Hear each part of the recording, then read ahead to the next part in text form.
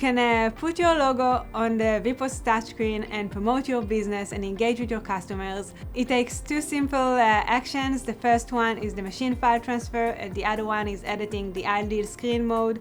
We have two how-to videos that explain how to add your image and remove it and change the screen. On MoMA, you can now see when a transaction failed, why it failed. So for example, if the consumer stopped the transaction, that means on the VPOS Touch or Onyx, he tapped on the red X to stop the transaction, so it's cancelled by consumer.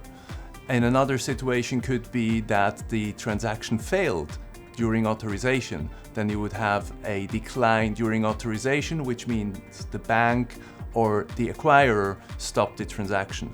And another option would be that the machine cancelled the transaction because the product didn't get dispensed for some reason. There was no product anymore or a failure of the machine. That would be failure by machine, and it would be indicated on MoMA as well. Refunds can be a challenge, especially when you don't get to see your customer. Now you can process refunds directly from Nayax Core, Monix, and as well MoMA, our mobile management solution, directly on the go wherever you are.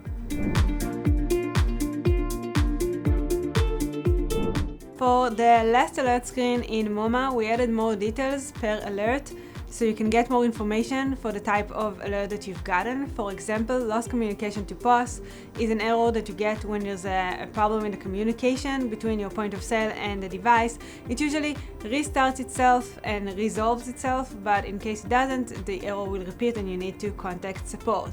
Now, alerts are really key for running your business seamlessly, so you can set up push notifications to get them through MoMA immediately when something happens, and you can set it up with different thresholds in case there's low inventory or temperature, whatever is most important for you.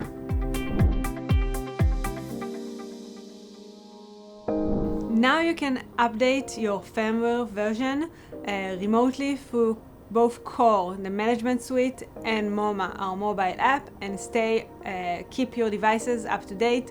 And this helps to solve a lot of problems and get the latest capabilities, and it's done within a click of a button within the Action tab. So we support a number of different payment flows. One is pre-selection, pre-authorization, and we also have incremental authorization. Incremental authorization is perfect for multi-event machine, smart fridges, EV charging, and any lending machine, for example, where the price can change from the initial to the actual checkout. So how does it work? It's actually really simple. Imagine a smart fridge, okay? When you tap to open the smart fridge, you don't know what the final amount will be. Nobody knows how many products the consumer will take, right? So that's why we have a default credit that can be lower than the total amount. So in case of incremental authorization, we take the default credit at the initial tap, and only once we know what the final amount is, we do an incremental authorization that will then lead to the final settlement of the transaction.